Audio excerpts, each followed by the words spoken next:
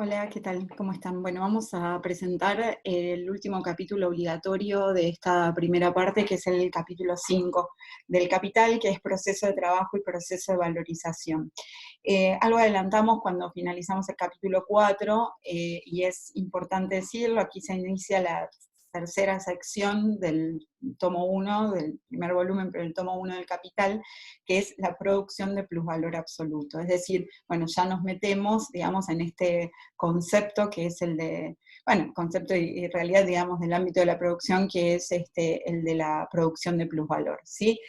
Nosotros ya dijimos que ese plusvalor, si retomamos el capítulo cuarto, ese plusvalor proviene, digamos, del intercambio y al mismo tiempo no del intercambio, es decir, que tiene que surgir en y no en el intercambio, y por tanto se trataba de una mercancía que el capitalista podía comprar en ese pasaje de D a M, digamos, el poseedor de dinero, que en tanto representa ese movimiento de manera consciente, es el capitalista, compra esa mercancía tan particular o una mercancía tan particular que tiene digamos, la virtud, si se quiere, desde el punto de vista del capitalista, de producir más valor que el que ella misma cuesta. Esa mercancía, lo decíamos en el capítulo cuarto, es la fuerza de trabajo, que es la capacidad que tienen las personas de trabajar, y que la fuerza de trabajo es una potencia, ¿sí? Es una posibilidad que tienen las personas de poder realizar un trabajo, pero que para poder realizar ese trabajo, si esta persona si este individuo es doblemente libre, es decir, jurídicamente libre y al mismo tiempo libre materialmente, porque no posee medios de producción, pues entonces, si no vende esa capacidad de trabajar, esa posibilidad de trabajar que él tiene, esa potencia que él porta, pues entonces el problema está en que no puede realizar el metabolismo social. Ahora bien, nosotros decimos, la mercancía fuerza de trabajo es una mercancía como cualquier otra, y por tanto es valor y valor de uso al mismo tiempo, y el valor está determinado por el tiempo de trabajo socialmente necesario para su producción, como el valor de cualquier otra mercancía. Así que es lo que Marx planteaba en la página 47 del primer capítulo, cuando hablaba justamente del valor, o sea, cuando introducía por primera vez esta noción de valor.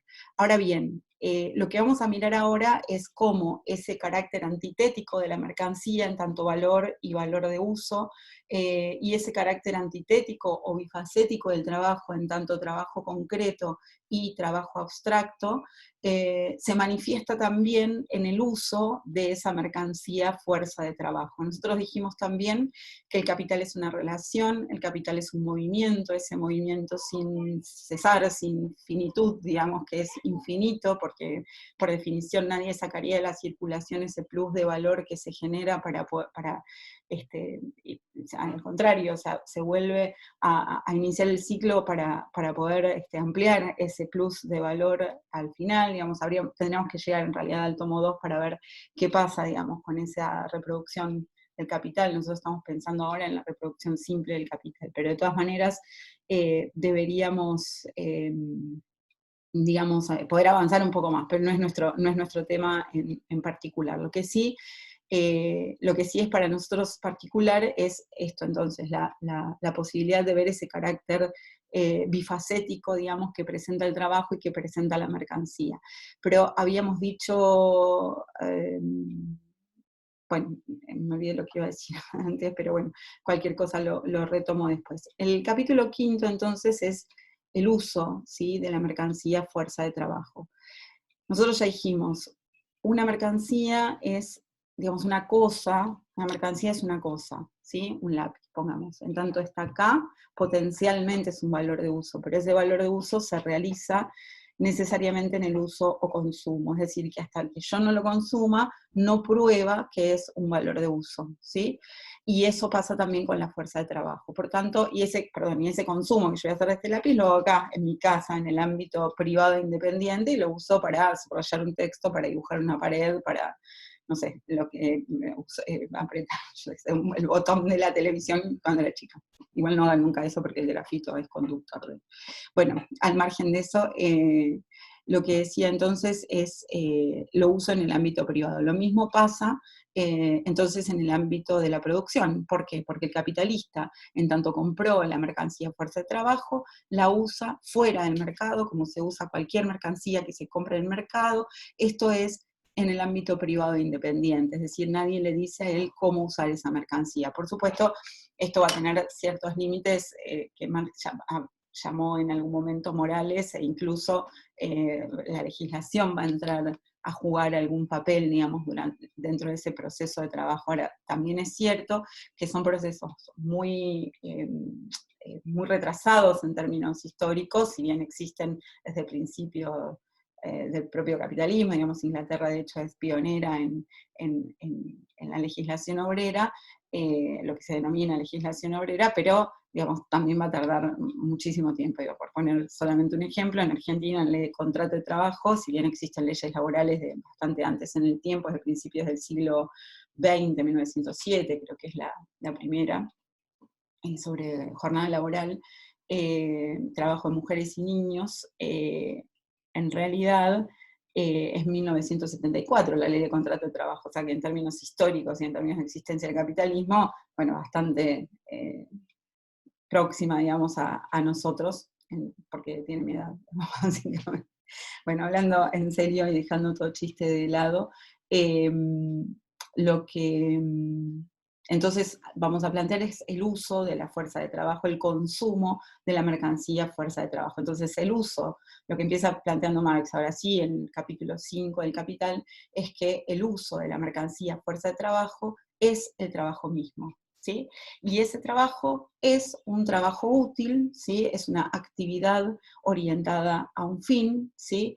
Y es una fuerza, digamos, una capacidad gastada, utilizada de manera concreta, ¿sí? Ahora, al mismo tiempo que es una utilización concreta de esa capacidad de trabajo, o sea, se lo contrata al trabajador para cortar madera y hacer sillas, bueno, esa cortará la madera, lijará la madera, encolará, etcétera, etcétera, el proceso de producción de una silla, ¿sí? Y eso es trabajo concreto. Pero al mismo tiempo es un gasto de energía, de músculo, de cerebro, ¿sí? De pura gelatina, de mera gelatina de trabajo humano, y en ese sentido es también trabajo abstracto. Es decir, que ya entrada el proceso de consumo de la mercancía fuerza de trabajo supone este carácter bifacético del trabajo, necesariamente como lo suponía, digamos, el productor simple de mercancías del capítulo 1 del Capital. ¿Está bien? Entonces, el obrero, en realidad, es la fuerza de trabajo que se pone en movimiento a sí misma. ¿Sí? O sea, se es obrero cuando pone en movimiento esa capacidad de trabajo. ¿Sí? Estoy mirando porque tengo que conectar un cachito de la batería, espérenme un segundito.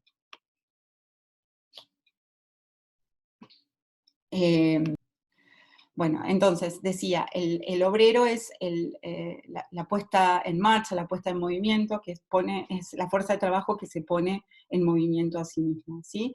Y ese trabajo concreto, digamos, esa actividad orientada a un fin, ese movimiento que pone el obrero se representa en valores de uso, es decir, el capitalista contrata al trabajador para que produzca valores de uso, que luego va a vender, obviamente, es decir, no lo contrata para no hacer nada, lo contrata para producir, en este caso, pongamos sillas, pongamos mesas, pongamos chaquetas, pongamos el ejemplo que se nos ocurra, ¿está bien? Es decir, ese trabajo concreto se tiene que representar en cosas que satisfagan necesidades o, en todo caso, que potencialmente satisfagan necesidades, ¿sí? Ahora, ¿qué va a producir qué va a producir el obrero? Es decir, de qué manera va a realizar ese trabajo concreto, lo va a plantear el capitalista. ¿Está bien? Esto, en realidad, va a decir Marx, no modifica en nada el proceso de trabajo, porque no importa si Juancito, Pedrito me dice qué es lo que tengo que hacer,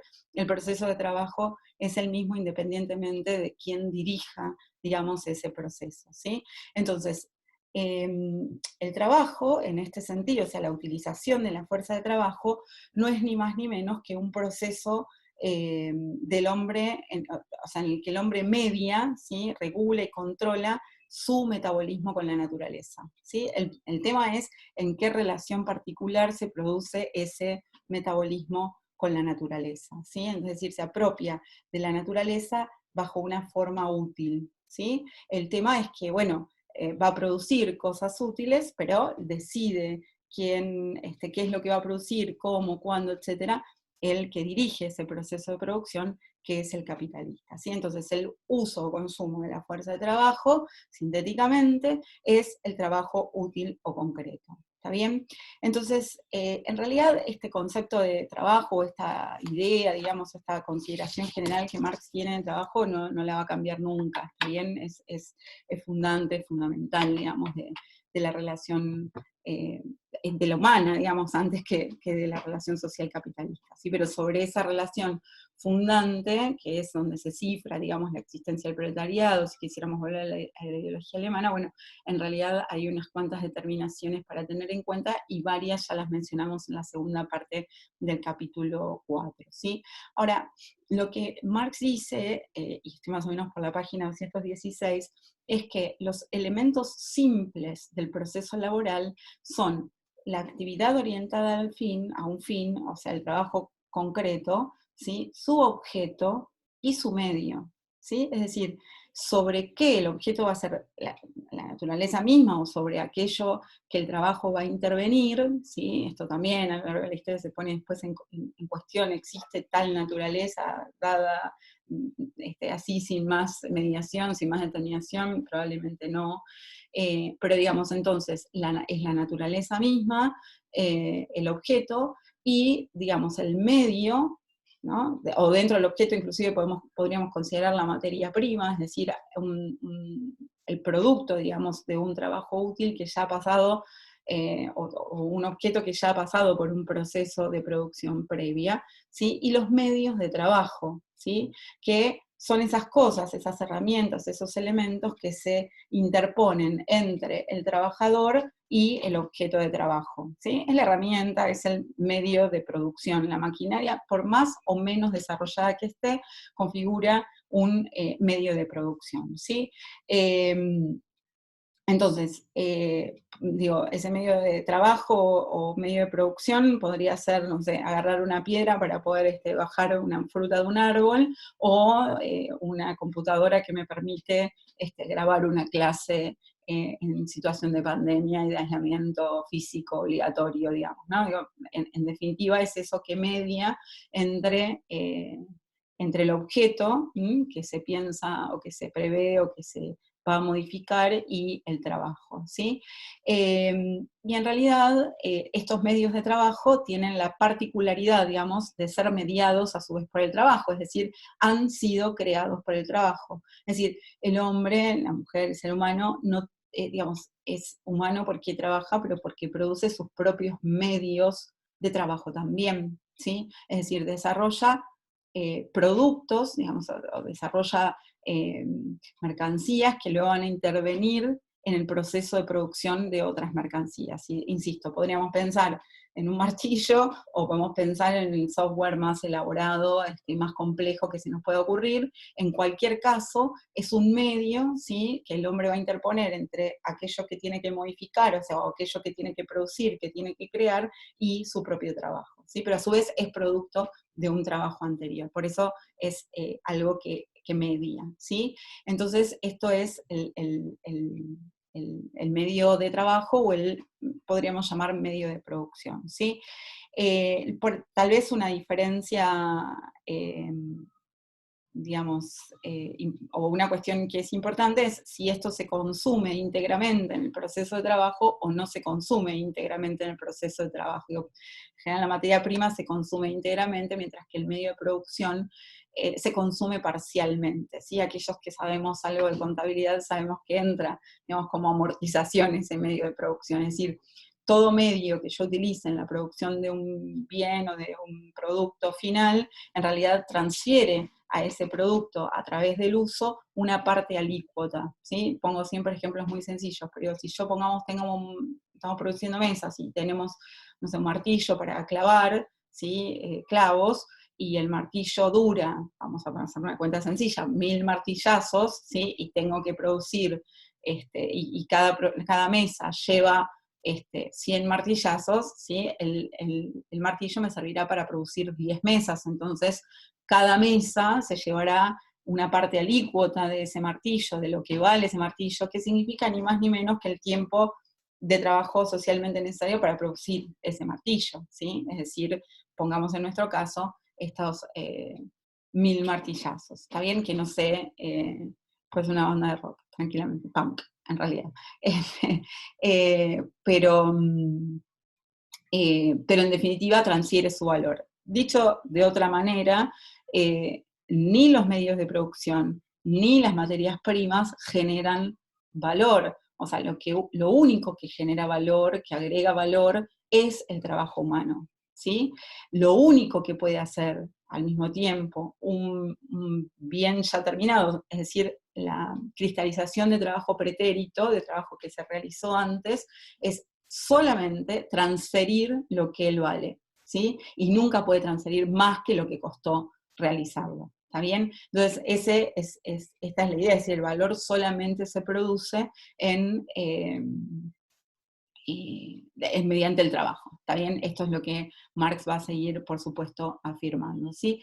Y ahora, una cosa también importante que dice Marx es que el proceso laboral se extingue en el producto, algo que nosotros también lo dijimos antes, ¿no? Lo dijimos en el capítulo 1, es decir, el trabajo genera valor, pero no es valor, ¿sí? El proceso laboral es el trabajo y se extingue en el trabajo, ¿sí? Es decir, se termina en la jornada laboral, no persiste, no pervive después de esa jornada laboral o de muchas jornadas laborales, no importa, digamos, el uso es mientras se está trabajando. Por eso, en definitiva, digamos, la historia del capital es la historia de utilizar cada vez más esa fuerza de trabajo, haciéndola cada vez más productiva, ¿no? Pero bueno, esto lo dejamos por un ratito. Ahora, lo que Marx va a decir entonces es que el proceso global, desde el punto de vista de sus resultados, o sea, del producto, de aquello que se va a producir en este proceso, o sea, tanto del medio de trabajo como del objeto,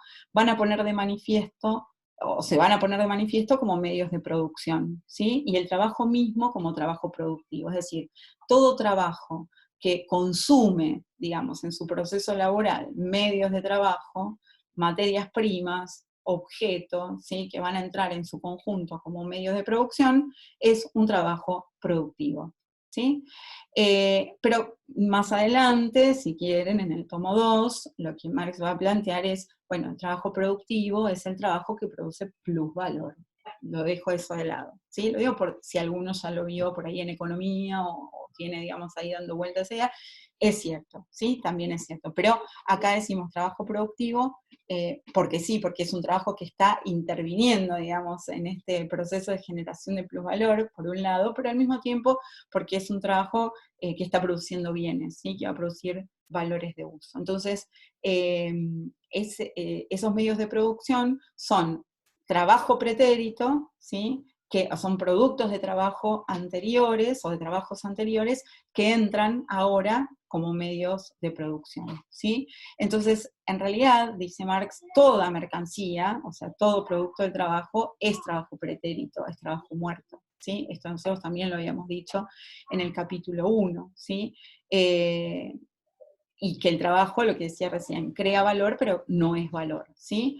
Y cuando se objetiva ese trabajo muere. Por eso Marx dice, muere o se finaliza, ¿no? Es decir, por eso Marx dice, el proceso laboral se extingue en el producto, ¿sí? Cuando termino el producto, se extingue el proceso laboral. En todo caso, puedo entrar en otro proceso laboral, pero ese proceso ya terminó. ¿Está bien?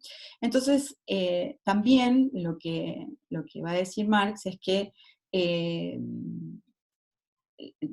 que un producto, digamos, el producto de un trabajo pretérito entre como valor de uso en un proceso de producción y lo haga como medio de trabajo, como medio de producción, como materia prima, como lo que se nos ocurra, en realidad va a depender del lugar que ese producto del trabajo, o sea, que ese medio ocupe en la producción, ¿sí? O sea, que no hay definiciones absolutas de aquello que sea medio de trabajo o materia prima o objeto, ¿está bien? Sino que en realidad va a depender de ese proceso concreto, ¿sí? Pero siempre tengo que pensar esto, que es un trabajo ya cristalizado que está entrando como medio en otro proceso, y que en realidad cuando entra como medio solamente puede transferir al producto final lo que él mismo vale, pero nunca más que lo que él mismo vale, porque lo que está generando más valor o nuevo valor es el trabajo humano incorporado ahora. Digo, si yo compro un paquete de harina y tengo y hago una torta, debe ser por la hora que grabo,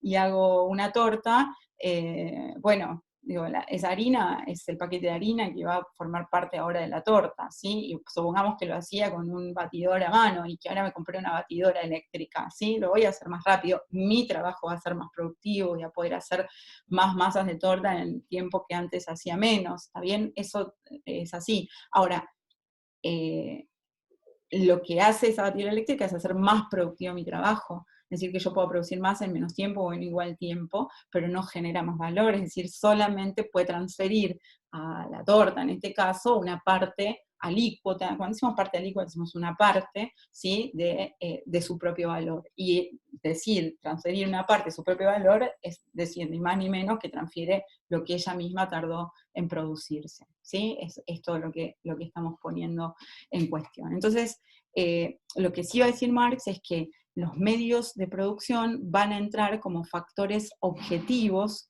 ¿sí?, del trabajo vivo.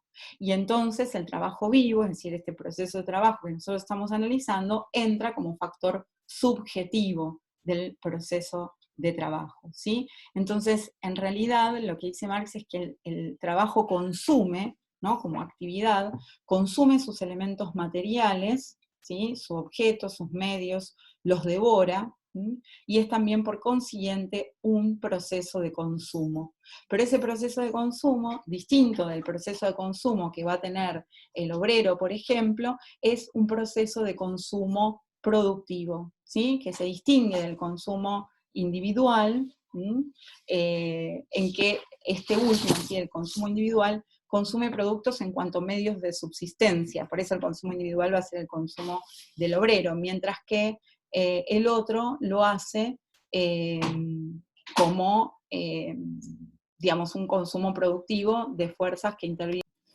Bueno, retomamos. Entonces, entran como consumo productivo.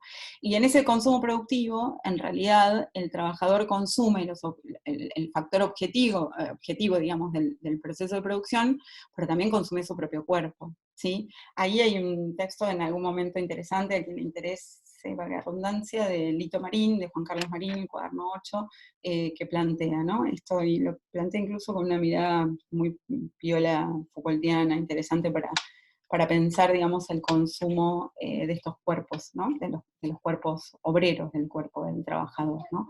Entonces, el proceso de trabajo, como proceso de trabajo, ¿no?, cuando llego a proceso de trabajo, pues, o proceso laboral, o proceso de trabajo concreto, si quieren, una realización de trabajo concreto, en cuanto a trabajo concreto, entonces, crea valores de uso, ¿está bien? Crea valores de uso. Y es entonces una actividad orientada a un fin, ¿sí? Esto, en realidad, en tanto proceso laboral, no nos dice nada específico. En tanto proceso laboral es un proceso laboral como cualquier otro. Lo que nos va a decir algo respecto del proceso laboral capitalista es el proceso de formación de valor, ¿sí? Porque la contracara del proceso de trabajo necesariamente, ¿no? Cuando nosotros decimos que el trabajo tiene un carácter bifacético, que es trabajo concreto y trabajo abstracto, lo dijimos muchas veces para el capítulo 1, no es que hay un trabajo que es concreto y un trabajo que es abstracto, ¿sí? Es uno y el mismo trabajo con sus dos dimensiones.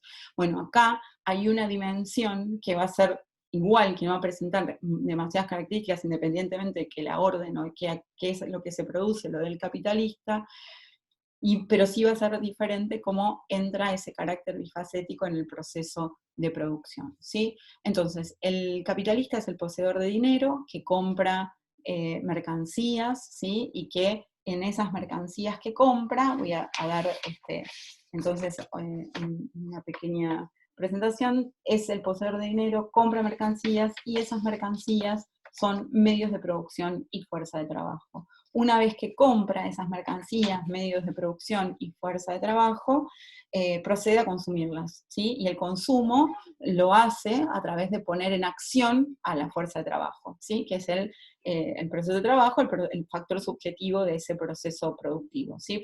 Procede a consumir la mercancía adquirida, eh, que hace entonces que el obrero consuma, ¿sí? A través del trabajo los medios de producción, ¿sí? Y que lo haga para el capitalista, dice Marx, en nada cambia ese proceso laboral, ¿sí? En realidad, bueno, después podemos nosotros plantear, Marx lo va a problematizar, ¿no es cierto?, la subsunción real del trabajo al capital, etcétera, ¿no? Pero en este sentido, el capitalista, ¿cómo entra en este proceso? El capitalista controla el proceso de producción, ¿sí? Y, en segundo lugar, el producto del proceso de trabajo corresponde al capitalista, ¿sí?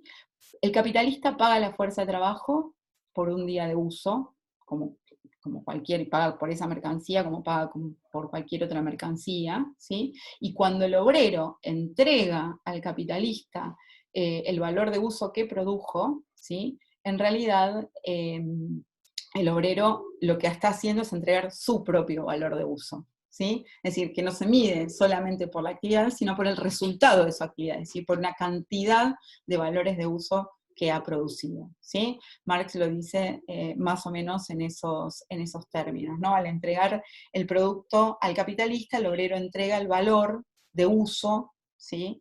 Que él ha entregado al capitalista, ¿sí? Entonces, el proceso de trabajo, dice Marx, es un proceso entre cosas que el capitalista ha comprado, entre cosas que le pertenecen, por tanto, ¿sí?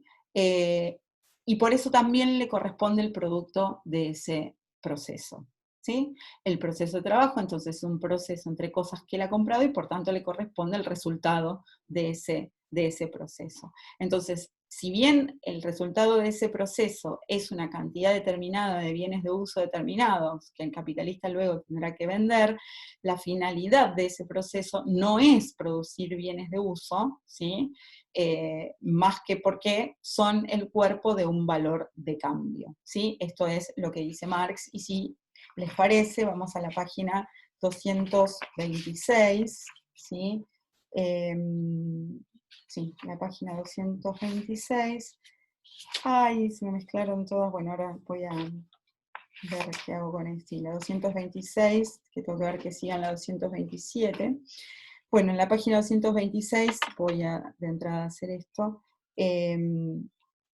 Lo que dice Marx al principio de la página 226 es: en la producción de mercancías, el valor de uso no es en general la cosa que se ama por sí misma, ¿no? La finalidad en sí misma. Si aquí se producen valores de uso, es únicamente porque son sustrato material portadores del valor de cambio, y en la medida en que lo son. Y para nuestro capitalista se trata de dos cosas diferentes. En primer lugar, el capitalista quiere producir un valor de uso que tenga valor de cambio, un artículo destinado a la venta, una mercancía. Y en segundo lugar, quiere producir una mercancía cuyo valor sea mayor que la suma de los valores de las mercancías requeridas para su producción, de los medios de producción y de la fuerza de trabajo por los cuales él adelantó su dinero constante y sonante en el mercado. No solo quiere producir un valor de uso, sino una mercancía. No solo un valor de uso, sino un valor. Y no solo un valor, sino además un plusvalor, ¿no? Este es el objetivo que tiene el capitalista. Y sigo un poquito más. En realidad, dice Marx, como se trata aquí de la producción de mercancías, es obvio que nos hemos limitado a tratar solo un aspecto del proceso. Así como la mercancía misma es una unidad de valor de uso y valor, es necesario que su proceso de producción sea una unidad de proceso laboral y proceso de formación de valor. Proceso de formación de valor, ¿sí? Esto es lo que decíamos al principio, es decir, un proceso de trabajo, un proceso de trabajo concreto es al mismo tiempo, ¿sí?, un trabajo un proceso, perdón, que cristaliza trabajo abstracto, y en tanto cristalización de trabajo abstracto es valor, que luego obviamente tendrá que pasar por la forma del intercambio para mostrar que es valor. Por eso quiere producir una mercancía, quiere producir un valor de uso que sea un portador de valor de cambio, pero no solo valor de cambio, sino valor, es decir, que se manifieste en el valor de cambio. ¿Está bien? Y no solamente valor, sino además un plus de ese valor. ¿Sí? Y esto es lo que Marx va a distinguir como proceso de formación de valor y proceso de valorización. ¿Sí? Digámoslo desde ahora, porque en verdad justamente tendríamos que volver al principio del capítulo cuarto, cuando donde Marx dice, bueno, entonces el capital es valor que se valoriza, es valor que se autovaloriza, y en ese sentido es un sujeto automático, la gallina de los huevos de oro, decía Marx, ¿no? Bueno, entonces vamos a ver qué pasa con eso, ¿no? Entonces, así como la mercancía, repito o retomo esta última parte, así como la mercancía es valor de uso y valor, es necesario que su proceso de producción sea al mismo tiempo proceso de formación de valor y proceso laboral. ¿Se entiende, no? Como son las dos caras de la misma moneda. Es trabajo concreto y es trabajo abstracto. Es valor de uso y es valor, ¿sí? Aunque todo eso necesariamente se tenga que poner de manifiesto en el intercambio a través de que exista esa mercancía equivalente directamente intercambiable por todas las demás, ¿sí? Por eso siempre tenemos que tener en cuenta todo ese proceso, ¿sí? Entonces, lo que Marx va a decir es ese valor que se produce, digamos, o ese proceso de producción, crea valor a través de la fuerza de trabajo, utilizada a través de poner en movimiento esa fuerza de trabajo, que en verdad estrictamente deja de ser fuerza de trabajo, para hacer proceso laboral, eh, y produce bienes de uso, ¿sí? Produce valores de uso, ¿está bien? Ahora, todo eso es trabajo pretérito, y lo que hace ese trabajo pretérito, que entra como medio de producción, como materia prima en este proceso, solamente es transferir, ¿sí?, su valor a el producto final de trabajo, ¿sí? Entonces, lo que tendríamos que pensar es más o menos lo siguiente.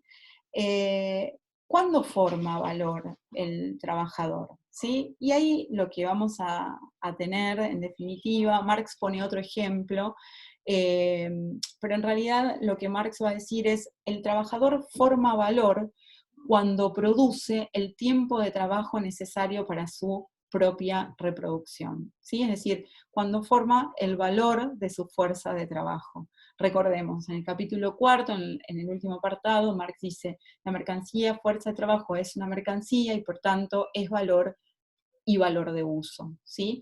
El valor de uso está dado por el consumo, ¿sí?, de la fuerza de trabajo, y así empezamos el capítulo quinto. Ahora, el valor de la fuerza de trabajo era la suma del tiempo socialmente necesario para producir los bienes que que el trabajador necesita para estar al otro día trabajando en iguales condiciones. ¿Está bien? Ese es el valor de la fuerza de trabajo. Entonces vamos a suponer lo siguiente, porque si no se nos va a complicar con el ejemplo. Voy a poner estas laminitas que cada vez me salen más desprolijas. El capitalista tiene dinero, anticipa ese dinero, compra mercancías, compra cualquier mercancía, no, compra medios de producción, ya sea a través de objetos, materias primas o medios de trabajo, que va a depender del proceso de producción en el que esté, digamos, de los bienes que decida producir, y fuerza de trabajo. Esto ocurre en el mercado, por eso Marx dice en el mercado y no en el mercado, porque este plus de valor va a venir de producir más valor en el proceso de producción, ¿sí? Entonces se retira del mercado, se va tras bambalinas, ¿no? Está escrito en Sentinel, prohibido la entrada salvo por negocios, ¿sí?, como terminaba el capítulo 4, y entonces entra al proceso de producción, que es el proceso de consumo de la fuerza de trabajo, ¿sí? Ahora bien, esto que decimos así con estas láminas cada vez más desprolijas, prometo que Durkheim le vamos a dedicar más tiempo en esto. Me parece que lo podemos pensar de esta manera, o a mí me gusta pensarlo o darlo de esta manera. que es más o menos lo siguiente. Voy a poner esto atrás porque estoy usando una hoja borrador y se trasluce, bueno, se trasluce igual. El capitalista tiene dinero, compra mercancía, fuerza de trabajo y materias primas y medios de producción, ¿sí? Y sale del ámbito de la producción, ¿está bien? Perdón, del ámbito de la circulación y se mete en el ámbito de la producción. Vamos a suponer que el trabajador que estamos considerando, Marx ahí pone algunos ejemplos, ¿se acuerdan que ponía consume 365 unidades de mercancía, 52 unidades de mercancía B y así sucesivamente? Bueno, nosotros vamos a poner un ejemplo más sencillo, vamos a poner que el trabajador consume por día un sándwich de milanesa y ojalá pudiéramos, un sándwich de milanesa, toma mate y consume yerba y tiene que viajar en colectivo y toma un vaso de gaseosa. Si vamos a poner por caso eso, es una cosa bastante simple, y que en producir todos esos bienes se tarda 4 horas, no él, porque él obviamente no va a producir esos bienes, sino conseguirlos en el mercado, ese es el tiempo que se tarda en producir. Entonces, en esas 4 horas, ¿sí?, el trabajador reproduce su fuerza de trabajo, es decir, crea el valor, y vamos a suponer que produce sillas, entonces, y que cada silla se produce en 1 hora, y que entonces produce 4 sillas, ¿sí? Ese proceso, ¿sí?, que nosotros tenemos acá, se denomina tiempo de trabajo necesario. Ese tiempo de trabajo necesario es el proceso de una acción, de una actividad orientada a un fin, en el que el trabajador cortó la madera, encoló, etcétera, etcétera, etcétera, y obtuvo 4 sillas, es decir, valores de uso, y al mismo tiempo esas sillas son cristalización de trabajo humano y por tanto son valores, ¿sí? Por eso es proceso laboral y proceso de formación de valor. Ahora, nada dice que ese trabajo, digamos, esa jornada laboral, como proceso laboral, tenga que terminar en el tiempo de trabajo necesario, porque en realidad, si el trabajador trabajara el tiempo de trabajo necesario, entonces solamente tendríamos de M este valor, o sea, esto es un valor, este es el mismo valor, y el proceso, o sea, cuando yo digo en el tiempo de trabajo necesario, produjo 4 sillas, entonces ahora tengo 4 sillas que equivalen a esto y que equivalen a esto. Y eso no tendría ningún sentido porque no hay forma que surja la de primas, digamos, un plus de valor. Entonces la jornada de trabajo se extiende en realidad, no se extiende, la jornada de trabajo es la jornada de trabajo, pero se extiende por encima del tiempo de trabajo necesario en un tiempo de trabajo excedente. ¿Excedente respecto de qué? Del tiempo de trabajo necesario. Acá él forma valor bajo la forma de 4 sillas, el valor de uso, digamos, son las 4 sillas o los valores de uso producidos. Es un proceso laboral porque es una actividad orientada a un fin, está bien, se cristaliza en 4 sillas, y vamos a suponer un proceso de producción constante, que es difícil que así sea, pero vamos a suponerlo así, y que además trabaja otras 4 horas más y produce otras 4 sillas, ¿sí? Entonces, ¿qué tengo en definitiva? Tengo, produce otras 4 sillas, entonces tengo algo que no puse. ¿Qué es esto? Sí, lo puse. ¿Qué es esto? Es decir, tiene dinero, compra la mercancía, la utiliza en el proceso de producción, ¿sí?, como proceso de trabajo necesario y proceso de trabajo excedente, ¿sí?, que presenta el doble carácter de ser trabajo concreto y ser trabajo abstracto, ¿sí? Pero ¿qué obtiene? Si esto se terminara acá en el tiempo de trabajo necesario, entonces tiene el valor por 4 sillas, compra materiales y fuerza de trabajo para producir 4 sillas, tiene 4 sillas, y punto, y nunca tiene M' de prima. Pero en realidad, ¿qué pasa? Produce más, produce 4 sillas y 4 sillas, o sea, tiene 8 sillas. Entonces lo que va a aparecer es una M', nosotros lo ponemos así, que es mayor valor que el que inició el ciclo. Y ese mayor valor no sale de otro lado que del tiempo de trabajo excedente del obrero.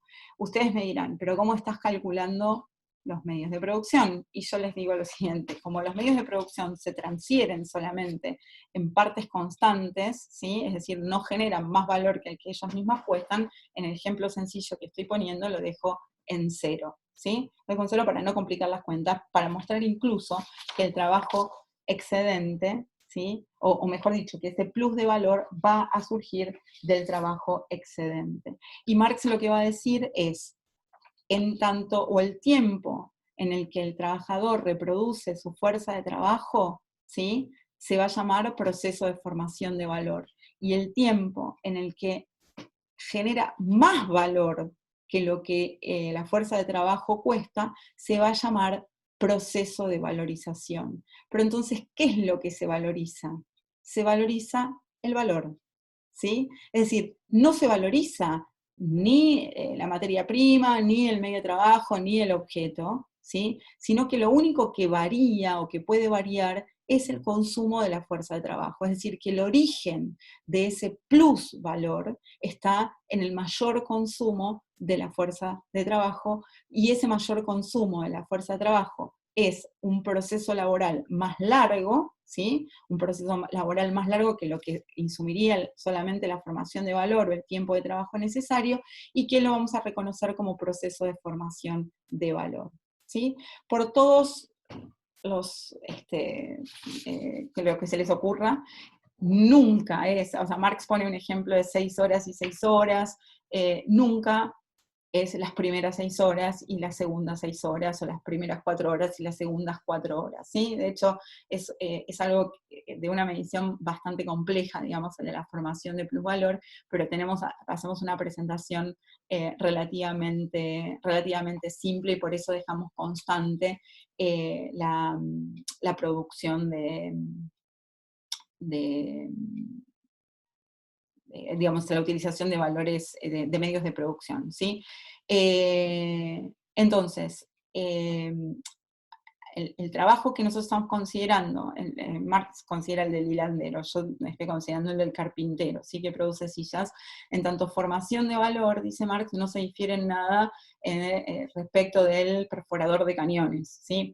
Es verdad, el trabajo del carpintero no se distingue del trabajo del hilandero en cuanto a trabajo abstracto, en cuanto a formación de valor, ¿sí? Que es ese carácter, bueno, abstracto, ese gasto de energía humana que se puede comparar, ¿sí? Y lo que también va a decir Marx es que solamente, ¿sí?, el tiempo de trabajo socialmente necesario juega como formación de valor, ¿sí? Solamente el tiempo de trabajo socialmente necesario juega como formador de valor, ¿sí? Es decir, todo lo que se haga por encima del trabajo necesario no cuenta en alguna medida, es lo que está diciendo Marx, ¿sí? Entonces, lo que tenemos que decir es que y esto es importante, es que el valor de la fuerza de trabajo, y lo voy a poner, podemos usar cualquiera de estos dos grafiquitos, ¿sí? El valor de la fuerza de trabajo, que es como el primer segmento que estamos poniendo, ¿sí? El valor de la fuerza de trabajo, y su valorización, el valor de la fuerza de trabajo y su valorización, que es el segundo momento, vamos a poner así, en el proceso laboral, son dos magnitudes absolutamente diferentes, dice Marx. Más allá de que acá sean magnitudes iguales en términos de duración, ¿sí? Pero son dos cosas que tenemos que diferenciar porque son absolutamente diferentes, ¿está bien? Entonces me gustaría leer en la página 234 y 235, algo referido a esto que estamos planteando. Que dice lo siguiente. Vamos a la 234. Empiezo desde el párrafo que empieza ahí en la 234, que dice, veamos el caso más de cerca. Marx está utilizando otro ejemplo, pero vale para comprender, digamos, lo que está planteando.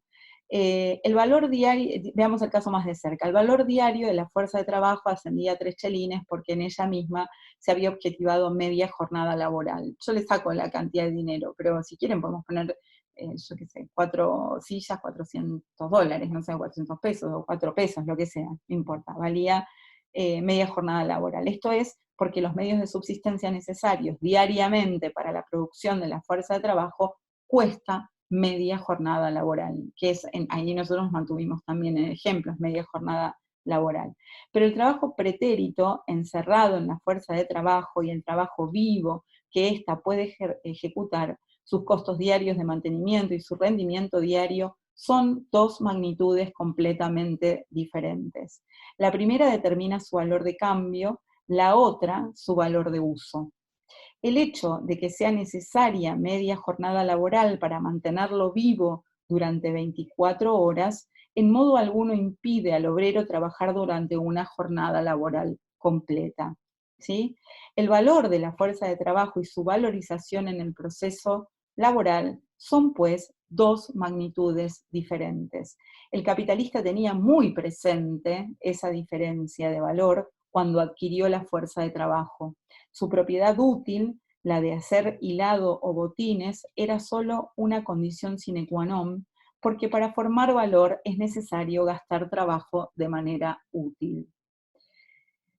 Pero lo decisivo fue el valor de uso específico de esa mercancía, el de ser fuente de valor y de más valor que el que ella misma tiene.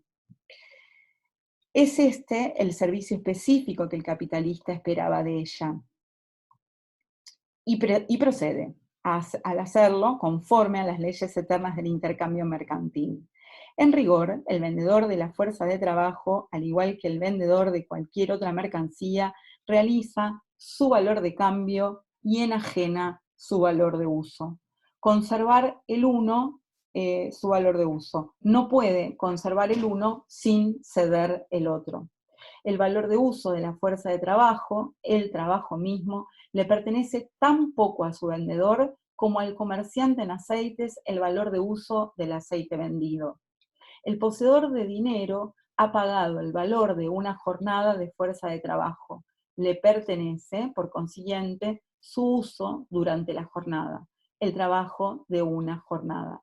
La circunstancia de que el mantenimiento diario de la fuerza de trabajo solo cueste media jornada laboral, pese a que la fuerza de trabajo puede operar o trabajar durante un día entero, y el hecho, por ende, de que el valor creado por el uso de aquella durante un día sea 2 veces mayor que el valor diario de la misma, constituye una suerte extraordinaria para el comprador, pero en absoluto una injusticia en perjuicio del vendedor.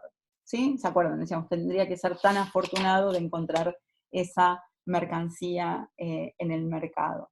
Y efectivamente la encuentra, y esto es lo que Marx plantea, ¿no? Me parece tan interesante por eso, en el sentido de plantear que son dos magnitudes diferentes, y si quieren, porque por ahí en los ejemplos, en el propio que da Marx y en el que tenemos nosotros, no son magnitudes diferentes, sino podríamos decir son dos momentos diferentes. Si existe un proceso de formación de valor, pero no existe un proceso de valorización, entonces el capitalista no tendrá ese plus valor. ¿Está bien? Y eso es entonces lo que el capitalista va a buscar.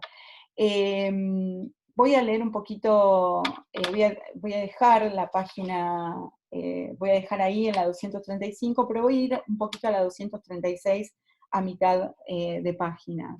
Dice, al transformar el dinero en mercancías que sirven como materias formadoras de un nuevo producto, como factores del proceso laboral, al incorporar fuerza viva de trabajo a la objetividad muerta de los mismos, el capitalista transforma valor, trabajo pretérito, objetivado, muerto, en capital, en valor que se valoriza a sí mismo, en un monstruo animado que comienza a trabajar cual si tuviera dentro del cuerpo el amor. ¿Sí? Bueno, esto es una cita literaria también, ¿sí? Que se pone a sí mismo a trabajar cual si tuviera dentro del cuerpo el amor. ¿Sí? Eso es un monstruo, ¿no? Dice, el capital es... Pero voy a lo siguiente, si comparamos ahora el proceso de formación de valor y el proceso de valorización, veremos que este último no es otra cosa que el primero prolongado más allá de cierto punto, ¿sí? El proceso de valorización es el proceso de formación de valor prolongado más allá de cierto punto, ¿sí? Si el proceso de formación de valor alcanza únicamente al punto en que con un nuevo equivalente se reemplaza el valor de la fuerza de trabajo pagado por el capital, estaremos ante un proceso simple de formación de valor, lo que decíamos antes, no tiene sentido para el capitalista, ¿sí? ¿Se acuerdan cuando decíamos DMD, MD, MD, es decir, cambiar, o sea, se entiende cuando vos haces MDM, porque en definitiva estás persiguiendo un valor de uso diferente, pero cuando vos haces DMD, no tiene ningún sentido, porque los polos son dinero y tengo siempre la misma cantidad. Ahí estaríamos en el proceso de formación de valor, ¿sí? Si eso se terminara ahí, no tendría ninguna gracia para el capitalista, ¿sí?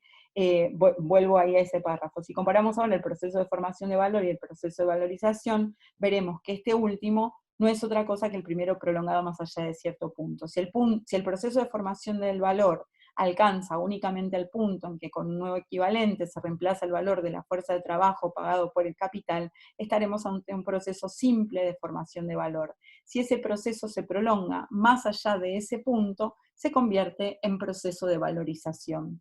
Si parangonamos además el proceso en que se forma valor y el proceso de trabajo, veremos que este último consiste en el trabajo efectivo que produce valores de uso. Se analiza aquí el movimiento desde el punto de vista cualitativo, en su modo y manera particular, según su objetivo y contenido. En el proceso de formación de valor, el mismo proceso laboral se presenta solo en su aspecto cuantitativo. Es decir, todo aquello que dijimos para la producción de mercancías, el productor simple del capítulo 1, aquí adquiere su dimensión social particular de capital, ¿sí? En definitiva, acá tenemos el capital hecho y derecho, digamos, que va a regir la vida social capitalista, la vida social en modo de producción capitalista, ¿sí? Se trata aquí únicamente del tiempo que el trabajo requiere para su ejecución o del tiempo durante el cual se gasta la fuerza de trabajo. Aquí, asimismo, las mercancías que ingresan al proceso de trabajo ya no cuentan como factores materiales funcionalmente determinados de una fuerza de trabajo que opera con arreglo al fin asignado. Cuentan únicamente como cantidades determinadas de trabajo objetivado. Ya esté contenido en los medios de producción o lo haya añadido la fuerza de trabajo, el trabajo cuenta únicamente por su medida temporal, asciende a tantas horas, días, etc. Yo diría, de ahí para abajo es todo importante, un poquito más abajo dice, pero el mercado, el carácter normal de los factores objetivos del trabajo, sin embargo, no depende del obrero, sino del capitalista, es decir, qué es lo que el capitalista va a comprar para ese proceso de producción, pero sí dice, pero en el mercado laboral, sigo en la página 237, pero en el mercado laboral, nuestro capitalista compró fuerza de trabajo de calidad normal. Dicha fuerza habrá de emplearse en el nivel medio acostumbrado de esfuerzo con el grado de intensidad socialmente usual. El capitalista vela escrupulosamente por ello, así como porque no se desperdicie tiempo alguno sin trabajar, ¿no? Digamos, esto es lo que planteaba antes de la importancia de, digamos, eh, de terminar con los tiempos muertos, ¿no? Y finalmente, lo que va a plantear Marx, entonces, es ese trabajo, digamos, necesario como proceso de formación de valor y el trabajo excedente como proceso de valorización, ¿sí? Que entonces, como unidad del proceso laboral y del proceso de formación de valor, el proceso de producción es un proceso de producción de mercancías, ¿sí? En cuanto unidad del proceso laboral y el proceso de valorización, ¿sí? El proceso de producción capitalista forma capitalista, o sea, es la forma capitalista de la producción de mercancías. Es decir, en el modo de producción capitalista, las mercancías se producen en este doble proceso de ser proceso de formación de valor y proceso de valorización, ¿sí? Entonces, si queremos volver de alguna manera, después ustedes vuelvan a leerlo, a leer todo el texto, pero si queremos volver de alguna manera, me parece que lo tenemos que pensar del siguiente modo, o pensar 2 o 3 cositas más al respecto, si me tienen un cachito de paciencia, para pensar lo siguiente. Entonces, es proceso de formación de valor y proceso de valorización, ¿sí? Esto es lo que decíamos antes, pero si quieren, lo podemos pensar de esta manera. El tiempo de trabajo necesario, ¿sí? O mejor dicho, vamos a ponerlo así, el tiempo de trabajo excedente respecto del tiempo de trabajo necesario, ¿sí? El tiempo de trabajo excedente respecto del tiempo de trabajo necesario forman la tasa de plusvalor, ¿sí? Por eso decimos es el plusvalor, la sección del plusvalor absoluto, el tiempo de trabajo excedente respecto al trabajo necesario, o el plusvalor respecto del trabajo necesario, de la formación de valor, es la tasa de plusvalor, ¿sí? La tasa es en qué porcentaje se excede, digamos, el trabajo respecto del tiempo de trabajo necesario. En el caso que pusimos nosotros es el 100%, o sea, se trabaja 4 horas para el trabajo necesario y otras 4 horas que es para la valorización del valor, es decir, como el proceso de valorización. Entonces esa tasa de explotación, digamos, que Marx dice existió en otros modos, pero en definitiva acá es una tasa de plusvalor que ocurre por medios económicos, ¿sí? Es la tasa de plusvalor. Entonces uno podría pensar el proceso, y lo que trata de hacer siempre es elevar esta tasa de plusvalor, porque la tasa de plusvalor va a ser necesariamente la base de la ganancia, ¿sí? La tasa de plusvalor no es la ganancia, ¿sí? La ganancia supone la tasa de plusvalor, por eso siempre es necesario incrementar ese plusvalor. Y lo que Marx va a decir en los capítulos siguientes es que el capital se va a conformar de capital constante más capital variable. ¿Y por qué Marx va a hacer esta distinción? Porque va a decir, de lo que el capitalista pone en el medio de producción, lo único que varía es la fuerza de trabajo, porque el capital constante solo puede transferir su valor, ¿sí? A la mercancía, no tiene nada que ver con la clasificación que hace la teoría de costos o de la contabilidad, sino que transfiere su valor solamente, y por eso es constante, porque no puede transferir más que lo que él mismo cuesta, pero el que es variable es la fuerza de trabajo, porque paga su trabajo necesario, o sea, el tiempo de trabajo necesario, socialmente necesario para reproducirse y estar al otro día de vuelta trabajando, pero se queda con el producto, un producto mayor, ¿sí? Esto es muy importante decirlo. Y entonces, finalmente, si quisiéramos decir qué es el capital, ¿sí? Uno podría decir esto, es...